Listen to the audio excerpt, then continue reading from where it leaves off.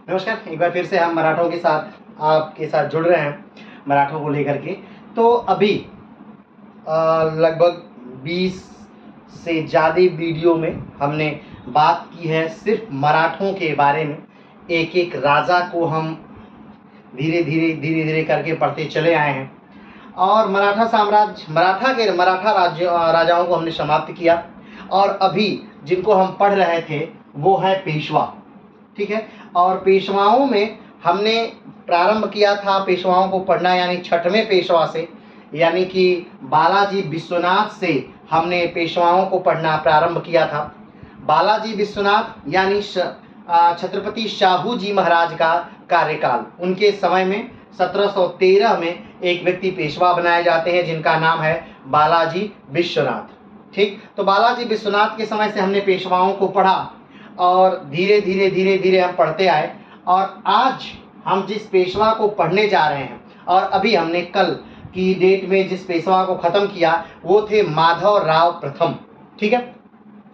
तो बालाजी विश्वनाथ से लेकर माधवराव प्रथम तक हम पेशवाओं को समाप्त कर चुके हैं। और आज जो पेशवा हमारे सामने हैं ये 10वें पेशवा हैं, ठीक है। ये कौन पेशवा हैं? ये 10वें पेशवा हैं। और अगर देखा जाए अपने खानदान के, तो अपने खानदान के ये 5वें पेशवा हैं, ठीक है। तो पेशवा नारायण राव को हम आज शुरू करेंगे, ठीक है, पेशवा नारायण राव को। लेकिन पेशवा नारायण राव को शुरू करने से पहले एक बार हम इनके पूर्वजों को संक्षिप्तकी में देखेंगे। हम यहाँ उन्हें पढ़ेंगे नहीं, हम यहाँ उनके बारे में बहुत ज़्यादा चर्चाएं नहीं करेंगे, लेकिन एक बार संक्षिप्तकी से पेशवा नारायण राव को जोड़ेंगे कि पेशवा नारायण राव आखिर कौन है और पेशवा नारायण राव का संबंध किस पेशवा से है, ठीक है। तो इस पूरी बात को हम क्या करेंगे, जोड़ेंगे। आज की वीडियो बहुत ज़्यादा लंबी नहीं होगी, कारण कि आज हम जिस पेशवा को पढ़ने वाले हैं इनका कार्यकाल एकदम लंबा नहीं था, यानी 1 साल से भी कम का पेशवा नारायण राव का कार्यकाल था। और कारण ये था कि इनके जो सगे चाचा हैं वो इनको क्या कर देते, तो मरवा देते हैं। इसलिए ये वीडियो उतना लंबा नहीं होगा, क्योंकि इनके द्वारा किया गया कार्य कुछ है ही नहीं। इन्होंने अपने जीवन में या अपने समय में कोई महत्वपूर्ण या बड़ा डिसीजन ये नहीं लिए, क्योंकि ये भी इनकी उम्र भी नहीं थी। अभी मात्र 17 साल के लगभग का एक बालक था जिसे पेशवाई दी गई। और मात्र पेशवाई मिलने के अगले साल यानी 1773 में इनको 1772 में इनको पेशवाई मिलती है और 1773 तक ही पेशवाई उनके पास रहती है, यानी 1 साल से कम का समय तक ही पेशवाई इनके पास रहती है। तो कोई उपलब्धि इनकी नहीं है और इनके समय में कुछ बहुत ज़्यादा आपको पढ़ना नहीं है, इसलिए इनका वीडियो बहुत ज़्यादा लंबा नहीं होगा। लेकिन चलिए पेशवा नारायण राव को पढ़ने से पहले एक बार हम रिवीजन कर लेते हैं सिर्फ पेशवाओं को, ठीक है। तो चलिए शुरू करते हैं हम बालाजी विश्वनाथ से। किससे शुरू करते हैं? बालाजी विश्वनाथ से। बालाजी विश्वनाथ यानी जब शाहू जी महाराज को औरंगजेब के बेटे द्वारा छोड़ दिया जाता है, यानी बहादुर शाह प्रथम द्वारा जब शाहू जी महाराज को छोड़ दिया जाता है, तो क्यों छोड़ा जाता है उसके द्वारा? क्योंकि वो चाहता था कि जो मराठे हैं उनको मुझे नियंत्रित करने की जरूरत ना पड़े। उसने एक बड़ी अच्छी चाल चली कि अगर मैं शाहू जी महाराज को छोड़ देता हूं तो शाहू जी महाराज कैसे औरंगजेब के पास कैद थे, तो याद करिएगा वो समय 1689 का समय था, ठीक है। आपको याद होगा कि 1680 में, ठीक है, 1680 में शिवाजी की मृत्यु होती है, ठीक। और 1680 में शिवाजी की मृत्यु के बाद, ठीक है, 1680 में शिवाजी की जब मृत्यु हो जाती है उसके बाद उनके जो बेटे हैं, क्या नाम है इनका? संभाजी, ठीक है, संभाजी। तो संभाजी क्या बन जाते हैं? मराठा साम्राज्य के राजा बन जाते हैं। कब? तो 1681 में, ठीक, 1681 में संभाजी राजा बन जाते हैं। लेकिन संभाजी राजा जब बनते हैं तो बहुत समय तक इनका कार्यकाल या बहुत लंबा इनका कार्यकाल नहीं रहता है, क्योंकि इनकी दुश्मनी बहुत ज़्यादा है औरंगजेब से। क्योंकि औरंगजेब का जो पुत्र है मुअज्जम, या जो बहादुर शाह प्रथम के नाम से गद्दी पर बैठा, तो उस मुअज्जम का साथ देते हैं संभाजी, जिसके चलते औरंगजेब संभाजी से नाराज हो जाता है और संभाजी को 1689 में 1689 में बहुत बुरी मौत मरवा देता है। ठीक है, 1689 में जब संभाजी मर जाते हैं, उसके बाद 1689 की ही घटना है कि संभाजी के जो पुत्र हैं और संभाजी के जो बहुत सारे परिवार वाले हैं, उनको कैद कर लिया जाता है औरंगजेब के द्वारा। ठीक, जुल्फिकार नामक इन औरंगजेब का सेनापति है, वो कैद कर लेता है संभाजी के पुत्र साहू जी महाराज को। अब देखा जाए तो शिवाजी के पुत्र हैं संभाजी, और संभाजी का जो पुत्र है, संभाजी को मार दिया गया और संभाजी के पुत्र को औरंगजेब ने कैद कर लिया। तो मराठा साम्राज्य का उत्तराधिकारी कौन है, कौन बनेगा? तो याद करिए, जब शिवाजी जब मरे थे 1680 में, शिवाजी जब मरे थे 1680 में, उस समय शिवाजी की कुल 8 पत्नियां थी। शिवाजी की कितनी पत्नियां थी? शिवाजी की कुल 8 पत्नियां थीं, और 8 पत्नियों में से जो एक पत्नी थी जिसका नाम ध्यान नहीं आ रहा है, ध्यान आएगा तो, हाँ, पुतलीबाई। जो पुतलीबाई हैं वो शिवाजी के साथ क्या कर लेती हैं, तो सती हो जाती हैं। ठीक है, शिवाजी के साथ सती होती हैं, और उस 1680 में ही शिवाजी का एक और पुत्र है। शिवाजी की 8 पत्नियों में से शिवाजी के 2 उत्तराधिकारी बच्चे हैं, एक तो संभाजी, और एक जब शिवाजी की मृत्यु होती है उस समय मात्र 10 वर्ष का एक बालक रहता है जिसका नाम है राजा राम। क्या नाम है? राजा राम। ठीक है, आइए इन बातों को हम थोड़ा सा इस पर समझ लेते हैं। ठीक है, थोड़ा सा इस पर देख लीजिए ध्यान से। ठीक है, तो 1680 में शिवाजी की मृत्यु होती है। किसकी मृत्यु होती है? शिवाजी की मृत्यु हो जाती है 1680 में। शिवाजी की मृत्यु के समय शिवाजी का एक पुत्र जो है राजा राम जो है वो मात्र 10 वर्ष का है। कितने वर्ष का है? मात्र 10 वर्ष का है राजा राम।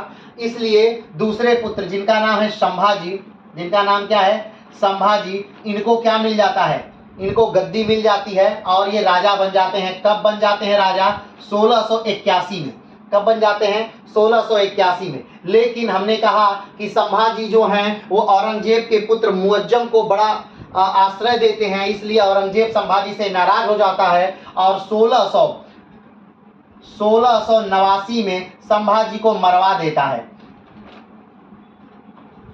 1689 में संभाजी को क्या कर देता है? मरवा दिया। किसने? औरंगजेब ने। अब 1689 में औरंगजेब ने संभाजी को तो मरवा दिया, लेकिन 1689 में ही एक और घटना होती है कि संभाजी के जो पुत्र हैं जिनका नाम है साहू जी, नाम इनका है साहू जी, इनको कैद कर लिया जाता है। क्या कर लिया जाता है? कैद कर लिया जाता है साहू जी महाराज को। साहू जी को ही नहीं, उनके और भी सारे परिवार वालों को कैद कर लिया जाता है। ठीक है, तो अब मराठा साम्राज्य का कोई उत्तराधिकारी नहीं है, तो ऐसे में ये पुत्र जो अब बड़ा हो चुका है इसको राजा बना दिया जाता है। यानी कि साहू जी राजा नहीं बने, संभाजी के बाद डायरेक्ट कौन राजा बन जाता है? तो राजा राम कब राजा बनते हैं? तो 1689 में राजा राम राजा बन जाते हैं। कब राजा बन जाते हैं? 1689 में राजा राम राजा बन जाते हैं। लेकिन राजा राम भी ज्यादा समय तक जीवित नहीं रहते और पूरा जीवन राजा राम का भागते हुए ही बीतता है। और आपको ध्यान होगा कि 1700 में राजा राम की क्या हो जाती है? मृत्यु हो जाती है। 1689 में राजा राम राजा बनते हैं मराठा साम्राज्य के, और 1700 में राजा राम की मृत्यु हो जाती है। राजा राम की मृत्यु के बाद राजा राम का एक 4 वर्षीय पुत्र है। अब फिर जब राजा राम की मृत्यु होती है तो मराठाओं के सामने एक फिर सवाल प्रश्न उठ जाता है कि अब मराठा साम्राज्य का अगला उत्तराधिकारी कौन बनेगा?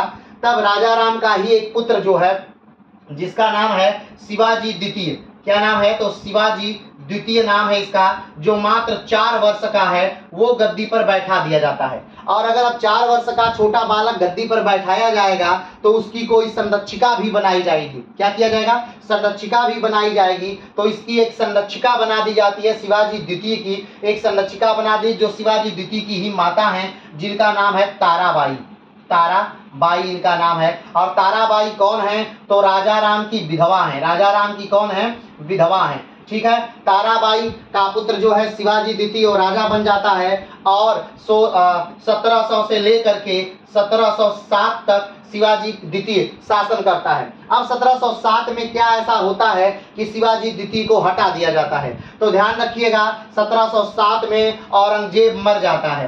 क्या हो जाता है? औरंगजेब मर जाता है।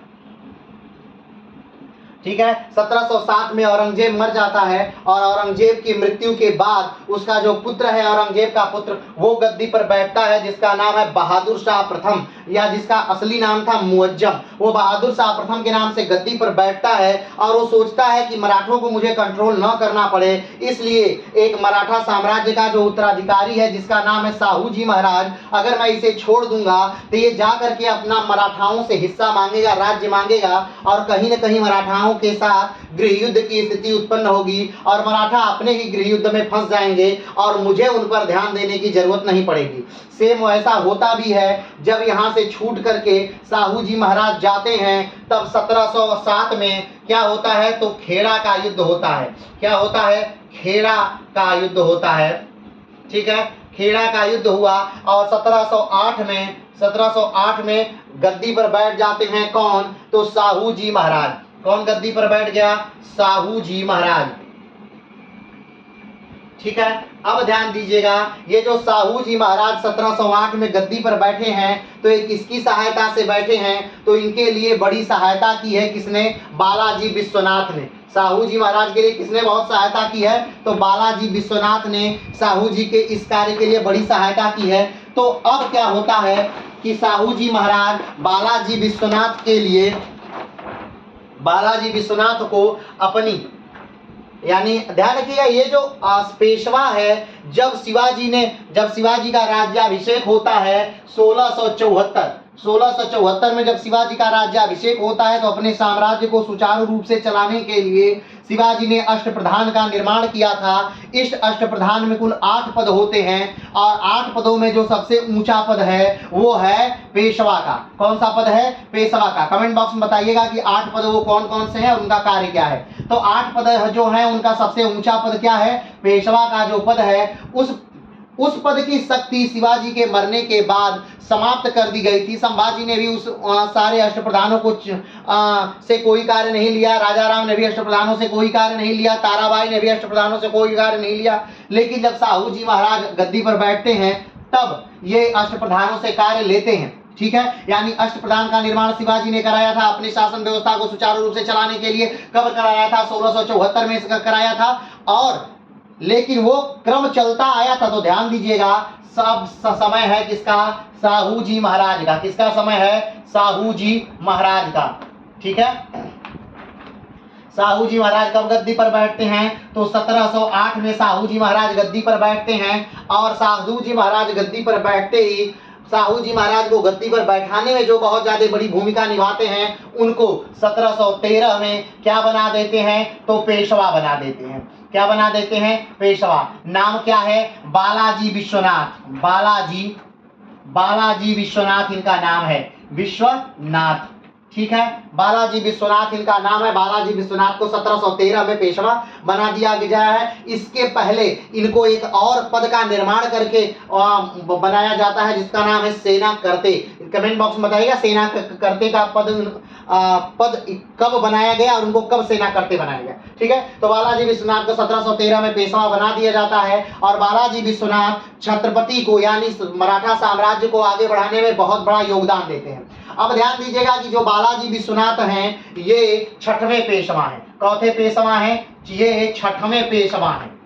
ठीक है, अब तक के कुल पेशवाओं में यानी शिवाजी से लेकर के जो पेशवाई परंपरा चली आ रही है उसमें बालाजी विश्वनाथ 6वें पेशवा हैं। लेकिन अगर देखा जाए अपने वंश में तो ये प्रथम पेशवा हैं। ठीक है, अपने वंश में चौथे पेशवा हैं, प्रथम पेशवा हैं। ठीक है, कौन? बालाजी विश्वनाथ। 1713 में बन गए। बालाजी विश्वनाथ का कार्यकाल बहुत ही अच्छा और बेहतरीन रहता है और बालाजी विश्वनाथ शासन करते हैं कब से कब तक? तो 1713 से लेकर के 1720 तक। 1720 में बालाजी विश्वनाथ की क्या हो जाती है? मृत्यु हो जाती है। क्या हो जाती है? मृत्यु हो जाती है। और 1720 में इनका पुत्र जो उस समय 20 वर्ष का है, जो उस समय कितने वर्ष का है? 20 वर्ष का पुत्र है इनका। क्या नाम है? बाजीराव। वो पेशवा बन जाता है। कब बनता है? तो 1720 में बाजीराव क्या बन जाते हैं? पेशवा बन जाते हैं। अब ध्यान दीजिएगा, एक प्रश्न आपके मन में उठेगा, तो क्या पेशवा का जो पद था वो वंशानुगत था? तो नहीं, पेशवा का पद वंशानुगत नहीं था, वो योग्यता के हिसाब से दिया जाने वाला पद था। लेकिन जब से बालाजी विश्वनाथ की मृत्यु होती है, तब से ये पद क्या हो गया, तो वंशानुगत हो गया। और बालाजी विश्वनाथ के बाद उनके पुत्र बाजीराव 1720 में क्या बन जाते हैं, पेशवा बन जाते हैं। बाजीराव भारत के इतिहास में सबसे बड़े सेना नायकों में से एक थे, या यूं कहें कि भारत के आज तक के इतिहास के सबसे बड़े सेना नायक थे। वो कभी कोई युद्ध नहीं हारे थे और अपने 20 वर्ष के कार्यकाल में उन्होंने मराठाओं को लगभग पूरा मध्य भारत पे क्या बना दिया, तो शासक बना दिया। तो 1720 से लेकर के 1740 तक बाजीराव क्या करते हैं, शासन करते हैं, और उनका शासन बहुत ही बेहतरीन ढंग का होता है, और या यूं कहें तो पेशवाओं के लिए स्वर्णिम युग होता है। फिर उसके बाद करें, आप ध्यान दीजिएगा, बालाजी बाजीराव भी साहू जी महाराज के ही अंडर कार्य करते हैं, और बाजीराव भी साहू जी महाराज के ही अंडर कार्य करते हैं। बाजीराव की जब मृत्यु होती है उसके बाद एक व्यक्ति शासक बन जाता है। अब बाजीराव के कितने लड़के हैं, तो 2 उत्तराधिकारी हैं, ठीक है। एक है रघुनाथ राव और दूसरा है बालाजी बाजीराव।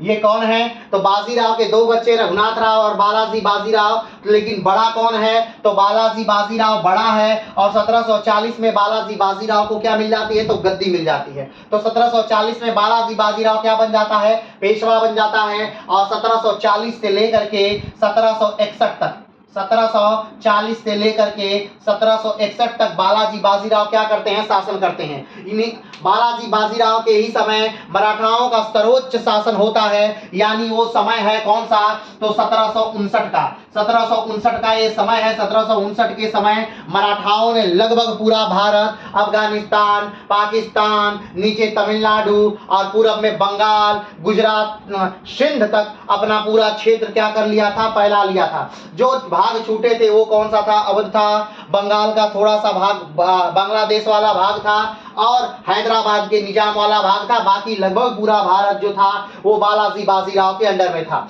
लेकिन 1761 में पानीपत का तृतीय युद्ध होता है, और उस युद्ध के यानी 14 जनवरी 1761 को युद्ध होता है। किससे, तो मराठों से और अहमद शाह अब्दाली से। अहमद शाह अब्दाली इस युद्ध में जीत जाता है। मराठा सेना का नेतृत्व कर रहे हैं कौन, विश्वास राव, और विश्वास राव कौन है, सेनापति हैं, लेकिन मात्र वो 20 साल का युवक है। लेकिन एक्चुअल जो पावर है वो किसके हाथ में है, तो सदाशिवराव भाऊ के हाथ में है। अब विश्वास राव कौन है, तो विश्वास राव इसी बालाजी बाजीराव के क्या हैं, बड़े बेटे हैं। विश्वास राव कौन है, बालाजी बाजीराव के बड़े बेटे हैं। ध्यान रखिएगा, बालाजी बाजीराव के 3 लड़के हैं। पहला है विश्वास राव, दूसरा है माधव राव, और तीसरा है नारायण राव, ठीक है। लेकिन जो विश्वास राव है वो 1761 के पानीपत के तृतीय युद्ध में क्या होता है, मार दिया जाता है। पानीपत के तृतीय युद्ध में जो सदाशिवराव भाऊ हैं वो भी मार दिए जाते हैं। सदाशिवराव भाऊ कौन है, तो सदाशिवराव भाऊ जो हैं वो बाजीराव के भाई चीमाजी अप्पा के लड़के हैं। चीमाजी अप्पा के लड़के, यानी बाजीराव के भाई चीमाजी अप्पा के लड़के हैं, यानी बालाजी विश्वनाथ के लड़के हैं चीमाजी अप्पा, और चीमाजी अप्पा के लड़के हैं सदाशिवराव भाऊ। तो इस युद्ध में सदाशिवराव भाऊ भी क्या होते हैं, मार दिए जाते हैं। विश्वास राव भी मार दिए जाता है, और लगभग एक दिन में पानीपत के एक युद्ध में लगभग 1 लाख से ज्यादा मौतें होती हैं। और कहीं न कहीं जो यदुनाथ सरकार है, जो इतिहासकार है, वो कहते हैं कि महाराष्ट्र का ऐसा कोई भी घर नहीं बचा है जहां पर ये मृत्यु न हुई हो, जहां लोग मारे न गए हों। ऐसा कोई भी घर पूरे महाराष्ट्र में नहीं है, ठीक है। तो आगे बढ़ते हैं। अब जब बालाजी बाजीराव इस बहुत सदमे में है, पानीपत के युद्ध के बाद बहुत सदमे में है, और 1761 में पानीपत के युद्ध के बाद कुछ ही महीने में बालाजी बाजीराव की क्या हो जाती है, मृत्यु हो जाती है। और बालाजी बाजीराव कहते हैं कि मेरे मरने के बाद जो माधव राव हैं वो क्या बनेंगे, शासक बनेंगे, और रघुनाथ राव जो हैं वो क्या करेंगे, तो वो इनका नियंत्रण करें, यानी कि इस राज्यकाज को ये चलाएंगे। कब तक, जब तक कि माधव राव क्या नहीं हो जाते, परिपक्व नहीं हो जाते, यानी योग्य नहीं हो जाते, एक निश्चित उम्र को पार नहीं कर लेते। 18 साल बाद स्वीकार नहीं कर लेते तब तक रघुनाथ राव क्या करेंगे, इस राज्य को चलाएंगे। होता भी यही है, माधवराव को राजा बना दिया, नहीं पेशवा बना दिया जाता है और रघुनाथ राव संरक्षक के तौर पे कार्य करते हैं। लेकिन धीरे धीरे रघुनाथ राव सारी शक्तियां, सारा पावर अपने हाथ में रखने लगते हैं, जिससे क्या होता है तो एक आपसी द्वंद्व उस दरबार में छिड़ जाता है और आपसी द्वंद्व का जो नतीजा निकलता है वो ही निकलता है कि रघुनाथ राव जो कि किसके लड़के हैं, बाजीराव के, और बालाजी बाजीराव के भाई हैं। तो रघुनाथ राव और माधवराव से क्या होता है, युद्ध होता है। इस युद्ध में रघुनाथ राव जीत जाते हैं, माधवराव हार जाते हैं। और लेकिन कुछ समय बाद फिर से जो दक्षिण का निजाम है वो आक्रमण करता है और उस आक्रमण को बचाने के लिए पूरा मराठा परिवार एक हो जाता है और माधवराव के नियंत्रण में युद्ध होता है और लड़ा जाता है युद्ध और निजाम को हराया जाता है।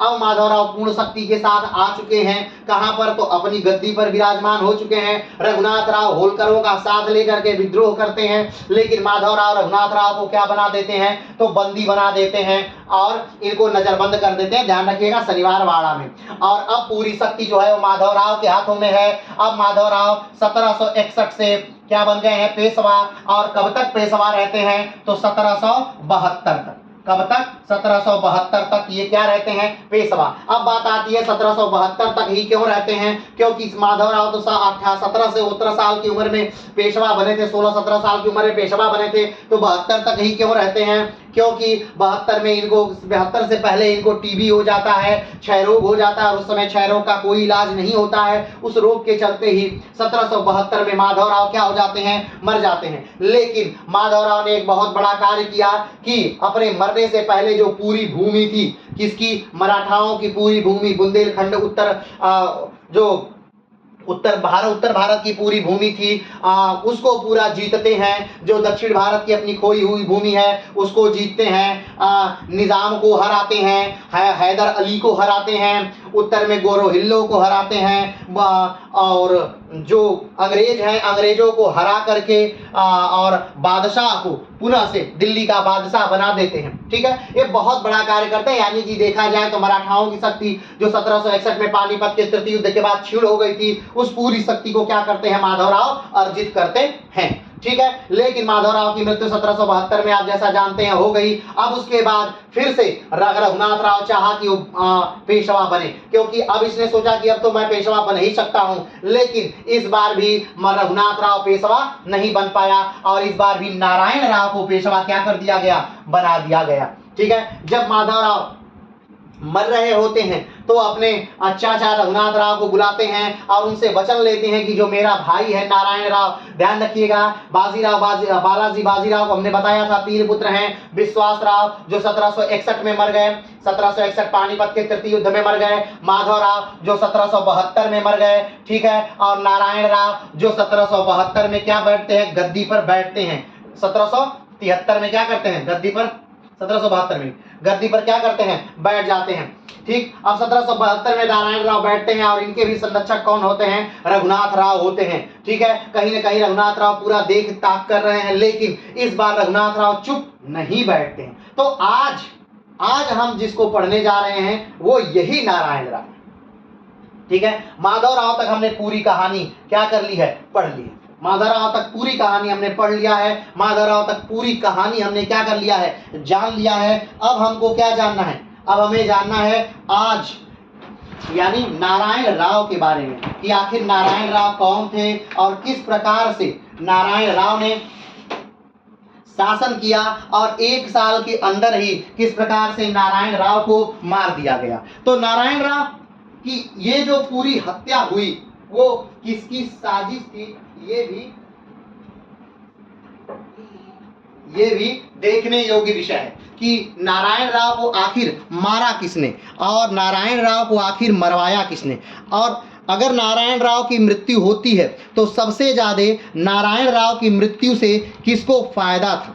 ठीक, ये सारी बातों को आज हम क्या करेंगे, इस नारायण राव के वीडियो में हम क्या करेंगे तो देखेंगे। ठीक है, अब लेकिन एक सबसे इंपॉर्टेंट बात जो निकल के आती है, ठीक, कि आखिर नारायण राव को क्यों मरवाया गया। ठीक, नारायण राव को क्यों ही मरवाया गया, क्या जरूरत थी नारायण राव को मरवाने की। ठीक है, तो आइए इसे हम लोग क्या करते हैं, देखते हैं।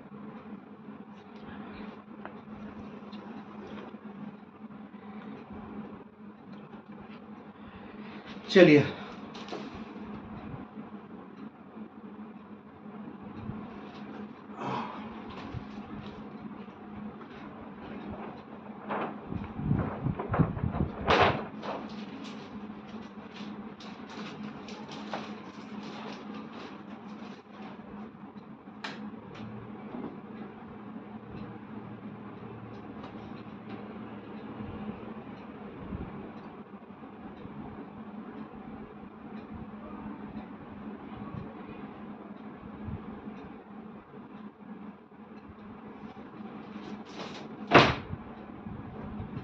तो सबसे पहले तो नारायण राव कौन है, ठीक। तो नारायण राव कौन है, तो नारायण राव लड़के हैं किसके, बालाजी बाजीराव के। किसके, बालाजी बाजीराव के। हमने आपको बताया बालाजी बाजीराव के 3 पुत्र हैं, विश्वासराव, माधवराव, नारायण राव। विश्वासराव पानीपत के तीसरे युद्ध में मार दिए गए 1761 में। माधवराव की मृत्यु 1772 में हो गई है टीबी से। अब फिर कौन पेशवा बनेगा, तो बालाजी बाजीराव के तीसरे पुत्र और सबसे छोटे पुत्र पेशवा नारायण राव पेशवा बनते हैं कब, 1772। लेकिन माधवराव की असामयिक मृत्यु जो हुई, इसने मराठा साम्राज्य पर क्या प्रभाव छोड़ा, क्या प्रभाव डाला इसने मराठा साम्राज्य पर, यह बहुत इंपॉर्टेंट बात है, बहुत जरूरी भी। क्योंकि मात्र 8 वर्ष के कार्यकाल में, वैसे आप अगर संख्या की बात करेंगे तो हमने बताया कि 1761 से लेकर के 1772 लगभग 11 साल इनके पास था। लेकिन उस 11 साल को आप मत देखिए, माधवराव के पास 11 साल था, लेकिन उस 11 साल को आप नहीं देखिए। क्यों, क्योंकि इसमें से लगभग जो 2 साल था माधवराव का, ठीक है, जो 2 साल था वो स्वयं के चाचा से गृह युद्ध में निकल गया, ठीक। और जो बाकी समय था, यानी लास्ट का जो 1 से 1 साल था, वो अपने ही रोग से, यानी टीबी के रोग से पीड़ित होने में उनका समय नष्ट हो गया। वो लगभग 1 साल तक अपने बिस्तर से उठ नहीं पाए और अपने सेवकों से माधवराव हमेशा कहते कि मुझे मृत्यु दंड दे दो, मुझे मार दो, मुझसे अब ये दर्द बर्दाश्त नहीं हो रहा है।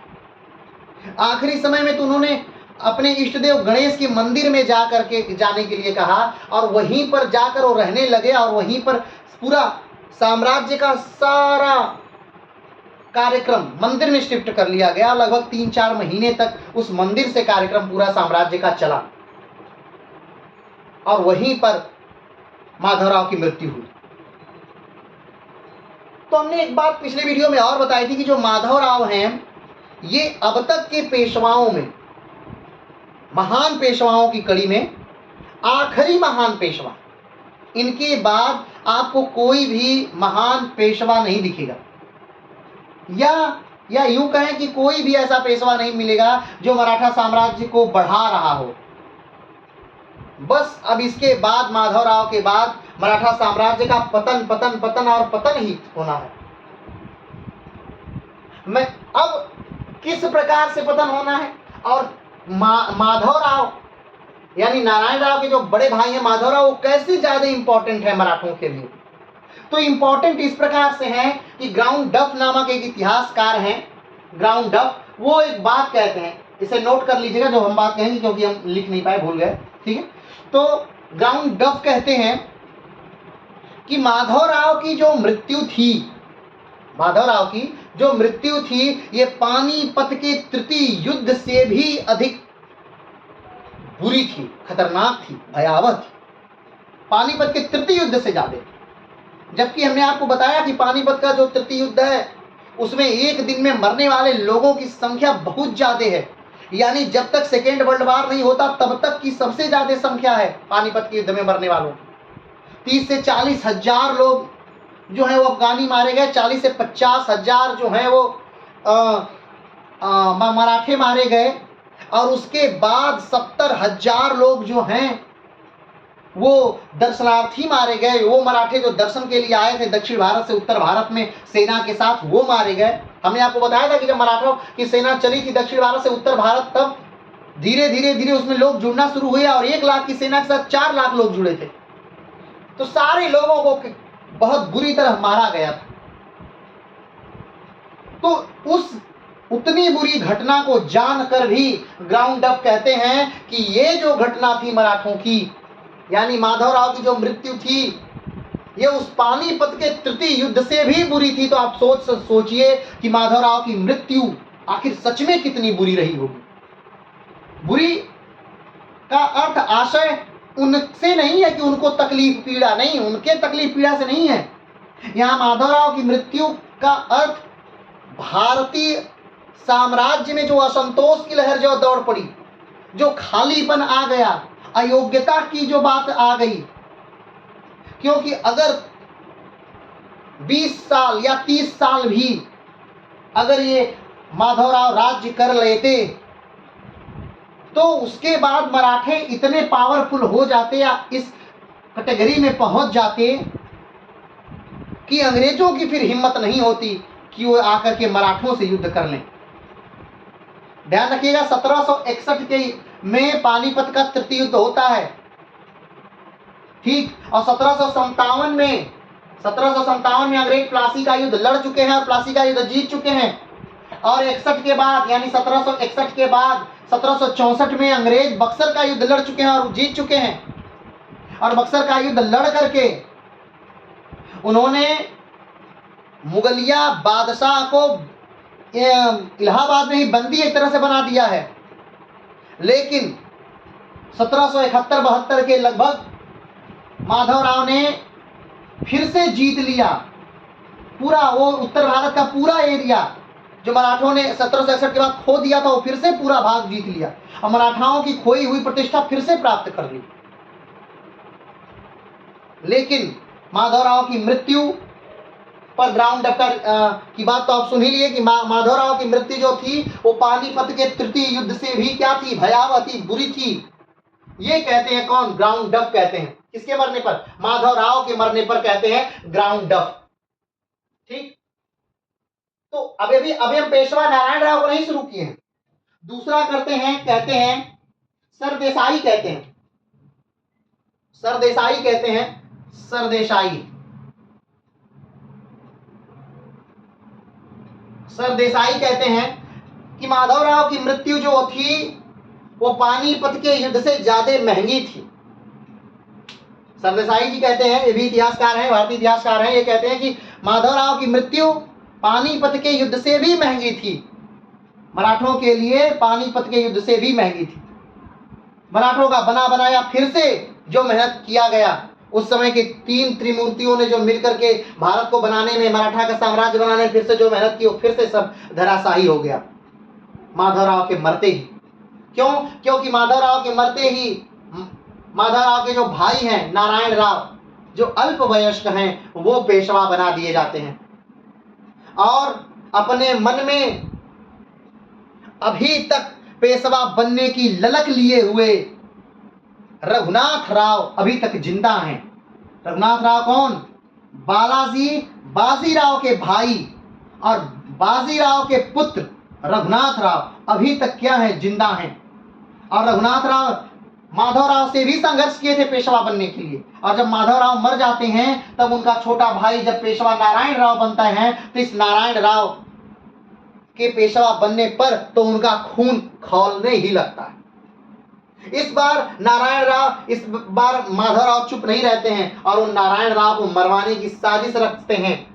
और एक रात जब नारायण राव शनिवार वाड़ा में सो रहा है तो कुछ बाहरी लोग नारायण राव पे आक्रमण करते हैं और उसे मारने का प्रयास करते हैं। नारायण राव भाग करके अपने काका के यानी रघुनाथ राव के कमरे में जाता है, लेकिन रघुनाथ राव उसे बचाते नहीं हैं और वहीं पर नारायण राव को मार दिया जाता है। नारायण राव ने यह प्लान आखिर क्यों रचा? अब आप सोच रहे होंगे कि आखिर पेशवा नारायण राव, यहाँ पर पेशवा नारायण राव 1772 से 1773 तक राज्य किया, ठीक, और उसके बाद फिर रघुनाथ राव 1773 से 1774 तक ही राज्य कर पाए। तो आखिर जब रघुनाथ राव राज्य ही नहीं कर पाए तो रघुनाथ राव ने पेशवा नारायण राव को आखिर मरवाया क्यों? तो इसका थोड़ा सा बड़ा नया अंदाज है, इतिहास में ट्विस्ट है, उसे समझिए। पेशवा नारायण राव को कोई पुत्र नहीं रहता है, कोई पुत्र नहीं है। तो रघुनाथ राव को सूझता है कि अभी ये बालक है, अगर अभी इसकी हत्या करा दी जाती है तो पेशवाई खानदान में मुझे छोड़ करके कोई भी है ही नहीं जो राजा बने, ठीक।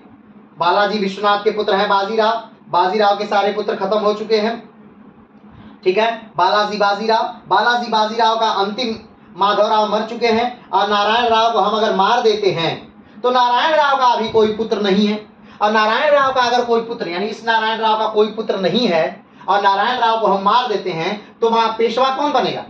लोगों की, मराठाओं की मजबूरी होगी कि रघुनाथ राव यानी मुझे ही पेशवा बनाएंगे और मैं गद्दी पर बैठूंगा और कहीं ना कहीं पूरी सत्ता मेरे हाथों में रहेगी। लेकिन इतिहास कुछ और ही चाहता था।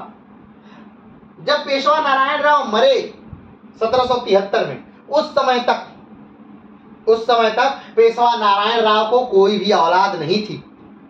लेकिन जब पेशवा नारायण राव मर गया तब पता चला कि उनकी जो पत्नी है वो तो प्रेग्नेंट है, गर्भवती है। वो पेशवा नारायण राव की पत्नी क्या है? गर्भवती है। तब लोगों के मन में एक आस जाग गई, एक उम्मीद जाग गई कि अरे नहीं, पेश और सहानुभूति भी, ध्यान दीजिएगा, हमारे यहाँ सहानुभूति होती है और खास तौर पे मृत्यु पर बहुत ज्यादा सहानुभूति होती है। तो पेशवा नारायण राव मर गए और लोगों ने जाना कि मरवाया किसने? रघुनाथ राव ने, और पेशवा नारायण राव का बच्चा नारायण राव की पत्नी के गर्भ में है। और जब ये बात लोगों ने जानी तो नाना फडणवीस ने तुरंत जन्म लेते ही, उस बालक के जन्म लेते ही मात्र 40 दिन के बालक को गद्दी पर रख करके उसे पेशवा घोषित कर दिया। मात्र 40 दिन का, मात्र 40 दिन का। सबसे कम उम्र का पेशवा बनने वाला अगर कोई व्यक्ति था तो वो कौन था? वो था माधवराव द्वितीय। सबसे कम दिन का पेशवा, सबसे छोटी उम्र का पेशवा कितने महीने का था? तो मात्र 40 दिन, यानी 1 महीने 10 दिन का मात्र था पेशवा माधवराव द्वितीय, ठीक है। माधवराव द्वितीय रघुनाथ राव का पुत्र है।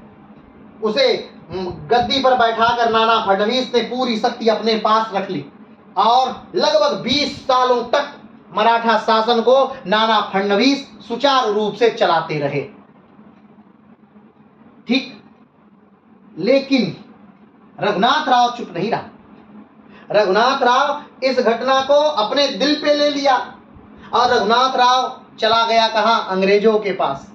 और अंग्रेज तो इसी इंतजार में ही थे कि कोई मराठा बस आए। अब बॉम्बे प्रेसिडेंसी के बाद जब रघुनाथ राव जाता है तो तुरंत बॉम्बे प्रेसिडेंसी रघुनाथ राव से एक संधि सिग्नेचर करती है, जिसे सूरत की संधि कहते हैं। एक संधि पर हस्ताक्षर करती है और रघुनाथ राव के साथ मिलकर के प्रथम आंग्ल मराठा युद्ध प्रारंभ कर देती है 1775 में। तो ध्यान रखिएगा, आप अंग्रेजों के बड़े करीब आ गए हैं। अब मराठा साम्राज्य का वैभव गया, पेशवाई साम्राज्य का वैभव गया।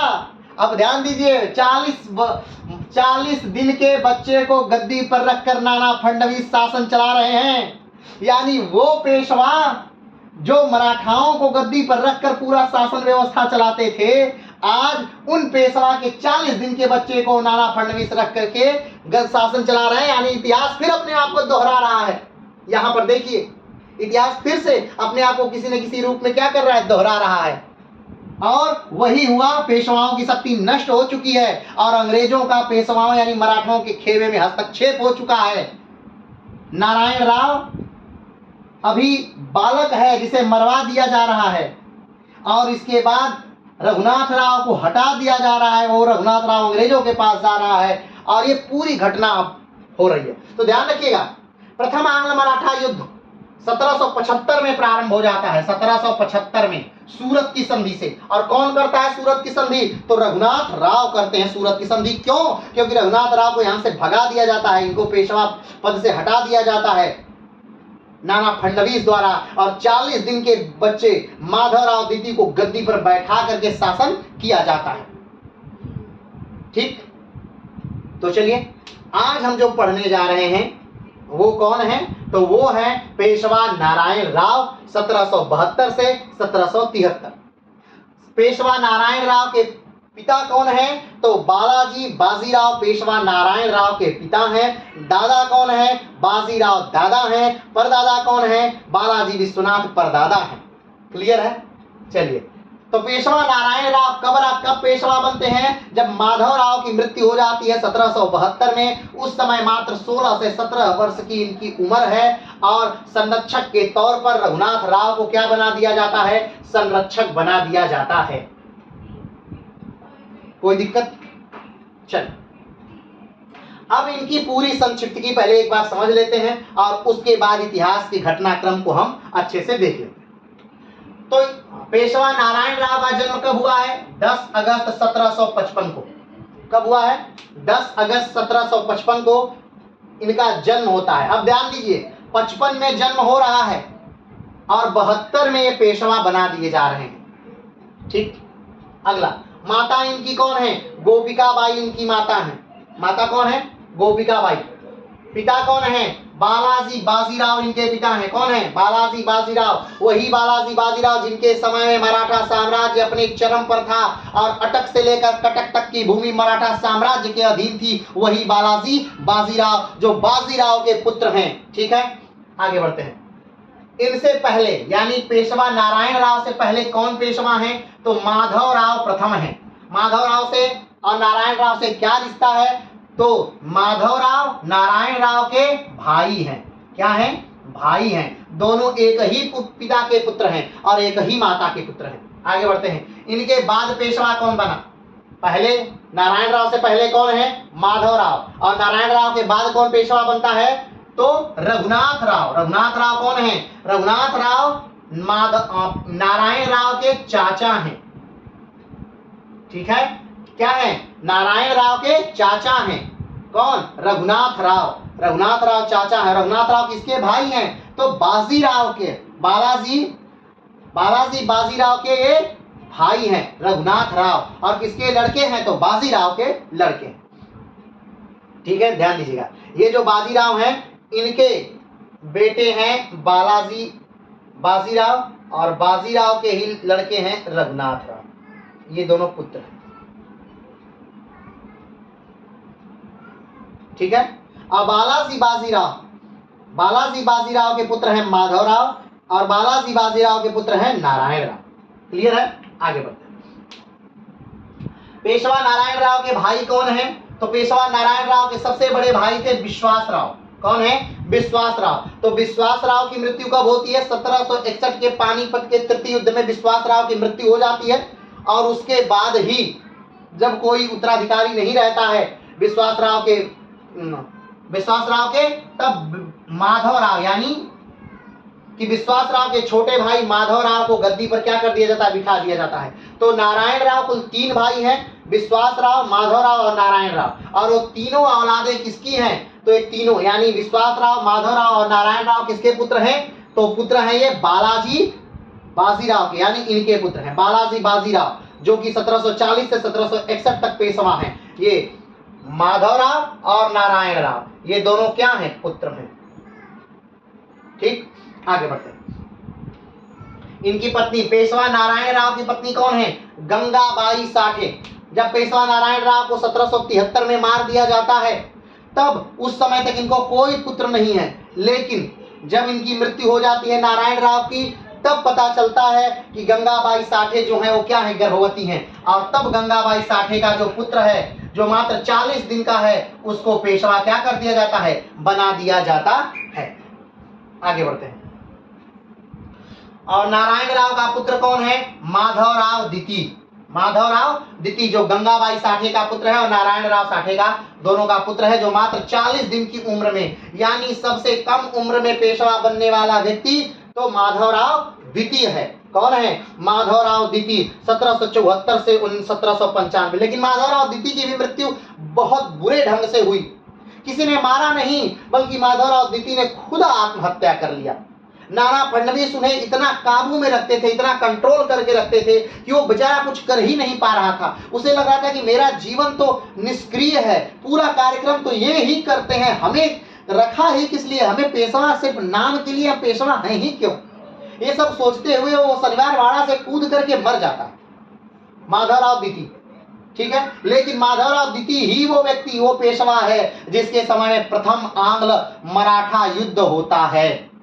प्रथम आंग्ल मराठा युद्ध माधवराव द्वितीय के समय में हुआ था। ये बात बहुत इंपॉर्टेंट है और ध्यान रखने वाली बात है। और बार बार यही प्रश्न आते भी हैं कि प्रथम आंग्ल मराठा युद्ध किसके समय में हुआ था, कौन से पेशवा के काल में? तो माधवराव द्वितीय के काल में हुआ था। और माधवराव द्वितीय ही वो व्यक्ति है जो मात्र 40 दिन की उम्र में, 40 दिन की उम्र में, पैदाइश से 40 दिन की उम्र में वो पेशवा बन जाता है। चलिए आगे बढ़ते हैं। पेशवाई का क्रम, यानी जो पेशवा नारायण राव है एक चौथे पेशवा है। तो शिवाजी के समय से अगर देखा जाए तो ये 10वें पेशवा है। चौथे पेशवा है, 10वें पेशवा है। किसी दिन पूरे पेशवाओं का नाम लिखवा देंगे आपको। ठीक है, बालाजी विश्वनाथ के समय से तो आपको याद हो गया होगा। अगर जिन बच्चों को बालाजी विश्वनाथ के समय से याद है तो बिना देखे पूरे का कालक्रम लिख करके, विश्वनाथ से लेकर के और जितना हम पढ़ाए उतने तक का कालक्रम के साथ एक बार कमेंट बॉक्स में जरूर से भेजिएगा, जिनको याद हो गया है वो कहीं से देख करके नहीं। चलिए आगे बढ़ते हैं। तो क्या पेशवाई का जो क्रम है, यानी शिवाजी के, हमने बताया था कि 1674 में शिवाजी ने अष्टप्रधानों का निर्माण कराया था और जो अष्टप्रधान है उनमें सबसे ऊंचा पद जो था वो पेशवाओं का था। ठीक, तो उस पेशवा, उसी समय से पेशवा बन रहे हैं। तो बालाजी विश्वनाथ यानी पेशवा नारायण राव तक, अब तक कितने पेशवा बन चुके हैं? 9 पेशवा बन चुके हैं और पेशवा नारायण राव जो है वो 10वें पेशवा है। ठीक है, लेकिन अगर बात करें कि अपने वंश में, अपने घर में एक चौथे पेशवा है, अपने कुल में, अपने वंश में एक चौथे पेशवा है, तो उस समय के 5वें पेशवा है। अपने घर के ये 5वें पेशवा है, लेकिन शिवाजी के समय से ये 10वें पेशवा है। 5वें पेशवा कैसे हैं? पहले है बालाजी विश्वनाथ, दूसरा है बाजीराव, तीसरा है बाजीराव, चौथे है माधवराव और 5वें है नारायण राव। 5वें कौन है? नारायण राव। तो अपने घर के 5वें पेशवा, और अगर शिवाजी के समय से देखा जाए तो ये 10वें पेशवा है। आगे बढ़ते हैं। पेशवा कब बने?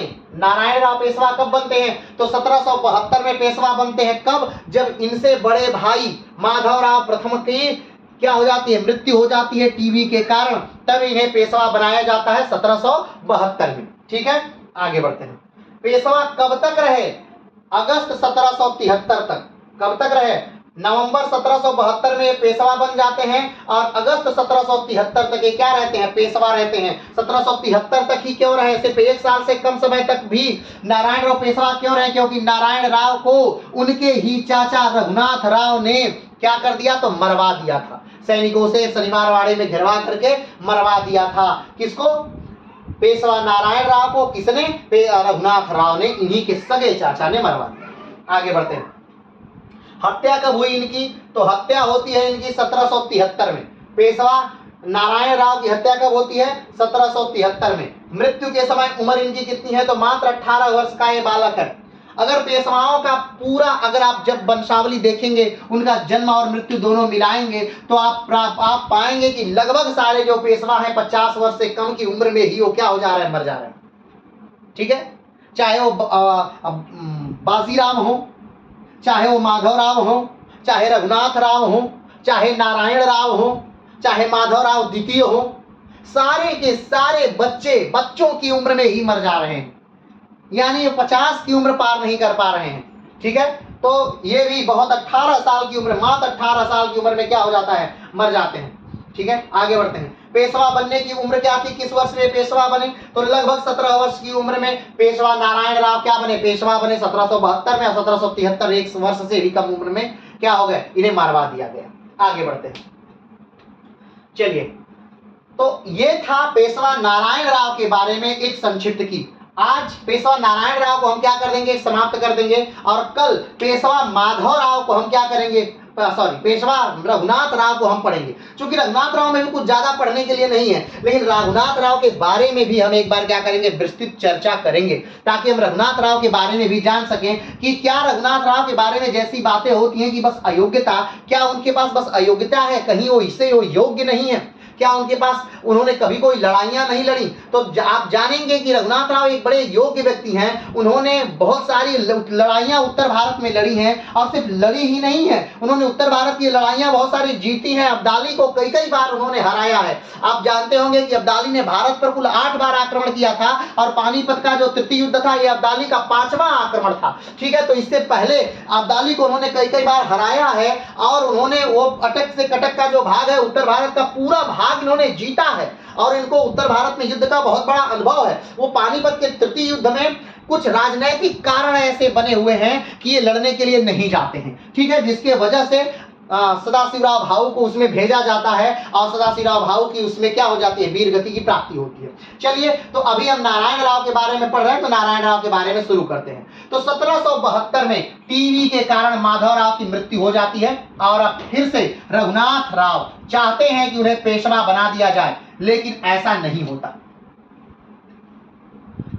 ठीक, 1772 में क्या हो गया, माधव राव की मृत्यु हो गई। अब माधव राव जब मरे, माधव राव की मृत्यु से पहले भी रघुनाथ राव चाहते थे कि वो पेशवा बने। जब बालाजी बाजीराव मरते हैं, तब भी रघुनाथ राव चाहते हैं कि भाई साहब, मेरा बड़ा भाई मर गया, तब मेरा नंबर है, मुझे पेशवा बना दो, क्योंकि उसके जो बेटे हैं वो तो अल्पवयस्क हैं, तो मुझे पेशवा बना दो। लेकिन उस समय भी ऐसा नहीं होता। अब जब उनके भाई का बेटा माधव राव मर जाता है, तब भी रघुनाथ राव चाहते हैं कि वो पेशवा बन जाए, लेकिन इस बार भी ऐसा नहीं होता है, और रघुनाथ राव को पेशवा इस बार भी नहीं बनाया जाता है, और माधव राव के भाई को ही क्या बनाया जाता है, पेशवा। तो नारायण राव फिर से क्या बन जाते हैं, पेशवा बन गए। अब नारायण राव पेशवा बन गए, तो इस बार रघुनाथ राव को बहुत क्या लगता है, गुस्सा लगता है, बहुत बुरा लगता है कि भाई पिछली बार भी मैंने युद्ध लड़ा, और पिछली बार भी मैंने सहयोग किया, लेकिन मुझे पेशवा नहीं बनाया गया। ठीक, और इस बार भी जब मेरा चांस है, तो मुझे पेशवा नहीं बनाया जा रहा है, अल्पवयस्क लड़के को पेशवा बना दिया जा रहा है। मेरे पास इतना अनुभव है, मेरे पास इतना युद्ध कौशल है, मेरे पास सब कुछ ज्यादा है उस बच्चे के मुकाबले, फिर भी मुझे पेशवा नहीं बनाया जा रहा है। ठीक, तो 1772 में नाना साहब के तीसरे पुत्र नारायण राव को पेशवा बना दिया जाता है, जो मात्र 16 से 17 साल का था। ठीक, आगे बढ़ते हैं। लेकिन इस बार रघुनाथ राव शांत नहीं बैठा। रघुनाथ राव ने 7 से 8 महीने के अंदर ही एक प्लान बनाया ताकि नारायण राव को मारा जा सके। रघुनाथ राव इस बार चुप नहीं रहा। रघुनाथ राव ने एक प्लान बनाया कि देखिए, अब प्लान क्यों बनाया, प्लान बनाने का मेन कारण जो था वो ये था कि नारायण राव को कोई पुत्र नहीं था, क्योंकि अगर नारायण राव को पुत्र होता तो रघुनाथ राव ये जानता था कि अगर नारायण राव को हम मरवाएंगे तो नारायण राव का पुत्र राजगद्दी पर बैठ जाएगा। तो उसने ऐसे व्यक्ति को चुना मारने के लिए जिसका कोई पुत्र ही नहीं है। तो उसने सोचा कि अगर नारायण राव को हम मार देते हैं और मराठा यानी पेशवाओं का कोई उत्तराधिकारी है ही नहीं, तो उत्तराधिकारी कौन बनेगा, तो मैं ही बनूंगा, मुझे ही उत्तराधिकारी बनाया जाएगा। इसलिए जो माधव राव है वो प्लान करते हैं, और पेशवा बनने के 7 से 8 महीने के अंदर ही मार देते हैं, यानी मरवा देते हैं। किसको, तो नारायण राव। एक रात 1773 में जब नारायण राव शनिवार वाड़ा में सो रहा है, तब कुछ लोग उस पर आक्रमण कर देते हैं। सहायता के लिए नारायण राव रघुनाथ राव के कमरे में भाग कर जाता है, लेकिन रघुनाथ राव उसकी कोई सहायता नहीं करते। 7 से 8 महीने के अंदर नारायण राव के 1772 में नारायण राव पेशवा बनते हैं, और रघुनाथ राव पूरी प्लानिंग कर लिए हैं कि नारायण राव को कोई बच्चा नहीं है, और इस बार अगर नारायण राव को मार दिया जाएगा तो हम क्या बन जाएंगे, हम पेशवा बन जाएंगे। और 7 से 8 महीने के अंदर जल्दी जल्दी ही एक प्लान किया जाता है, और शनिवार वाड़ा में जब नारायण राव सो रहा होता है तो उसी समय कुछ व्यक्तियों को भेजा जाता है मारने के लिए, और नारायण राव को मारने के लिए आते हैं। नारायण राव किसी तरह सहायता मांगते हुए, बच्चा चिल्लाते हुए माधव रघुनाथ राव के कमरे में घुसता है, काका काका कह करके आता है और कहता है काका बचाओ, लेकिन काका कोई भी सहायता नारायण राव की नहीं करते हैं, और नारायण राव को अपनी आंखों के सामने ही मरने देते हैं। कुछ इतिहासकारों का कहना है कि काका आंखें बंद करके सो गए, और कुछ इतिहासकारों का कहना है कि काका ने अपनी तलवार से पर हाथ तक नहीं लगाया कि मैं नारायण राव को बचा सकूं, और उनका खुद का यानी भतीजा जो है वो उनके आंखों के सामने उसके सर को, उसकी गर्दन को अलग कर दिया, उसके धड़ से अलग कर दिया गया और चाचा देखते रहे। चल, नारायण राव की हत्या के बाद रघुनाथ राव ने पूरा नियंत्रण अपने हाथ में ले लिया। नारायण राव को मार दिया गया और नारायण राव जो ही मारा, पूरा प्लान पहले से था कि नारायण राव को मारा जाएगा और रघुनाथ राव पूरी सत्ता अपने हाथ में ले लेंगे, और वही हुआ। नारायण राव को मारा गया और रघुनाथ राव पूरी सत्ता अपने हाथ में क्या कर लिए, ले लिए। नारायण राव की शादी गंगाबाई से हो चुकी थी। हमने बताया कि नारायण राव की पत्नी कौन है, गंगाबाई साठे हैं नारायण राव की पत्नी। तो अभी तक नारायण राव की कोई पुत्र नहीं है, लेकिन हाँ, नारायण राव की शादी हो चुकी है गंगाराव साठे से, ठीक है। और जब नारायण राव मरते हैं, जब नारायण राव क्या होते हैं, मर जाते हैं, तब ये पता चलता है कि उनकी जो पत्नी है वो क्या है, गर्भवती है, यानी प्रेग्नेंट है, और वो एक बच्चे को जन्म देने वाली है। तो अब लोगों के मन में ये तो रहता है कि हाँ, बच्चे को जन्म देने वाली है, लेकिन अभी लोग संशय में हैं कि कहीं वो लड़का हुआ कि लड़की हुई, क्या होगा क्या नहीं होगा, इसलिए सब लोग शांत रहते हैं, धैर्य बनाए रहते हैं।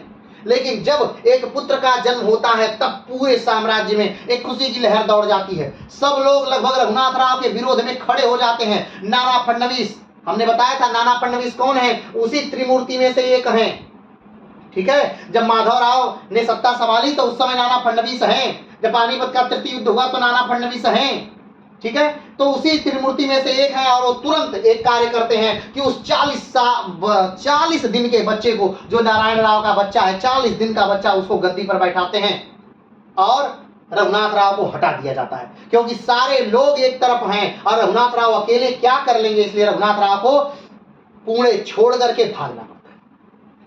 जब नारायण राव की हत्या हुई थी उस समय उनकी पत्नी गंगाबाई गर्भवती थी और कुछ समय बाद एक बेटे को जन्म दिया, ठीक है, जिसका नाम माधव राव द्वितीय रखा गया, ठीक है। अब ध्यान दीजिए, ये 40 दिन के जो बच्चा है उसको गद्दी पर बैठाने के लिए एक 12 भाई परिषद का गठन होता है। अब रघुनाथ राव क्या हुए, भाग गए। 40 दिन का बच्चा गद्दी पर बैठ गया है, नारायण राव को मारा जा चुका है, पूरा साम्राज्य अव्यवस्थित है। रघुनाथ राव भाग करके अंग्रेजों के पास चले गए हैं। अब वो अंग्रेजों से मदद लेकर के आक्रमण करने वाले हैं एक असहाय मराठा साम्राज्य पर। तो अब क्या होगा, ये जो युद्ध होगा, रघुनाथ राव जो ये युद्ध करेंगे उसमें मराठा साम्राज्य का अस्तित्व क्या होगा, क्या मराठा साम्राज्य नष्ट हो जाएगा, क्या मराठा साम्राज्य समाप्त हो जाएगा। इन सारे प्रश्नों का उत्तर जानने के लिए हम लोग कल की क्लास में इसका उत्तर जाना जाएगा। तो आज के लिए इतना ही, तब तक के लिए नमस्कार, धन्यवाद, जय हिंद।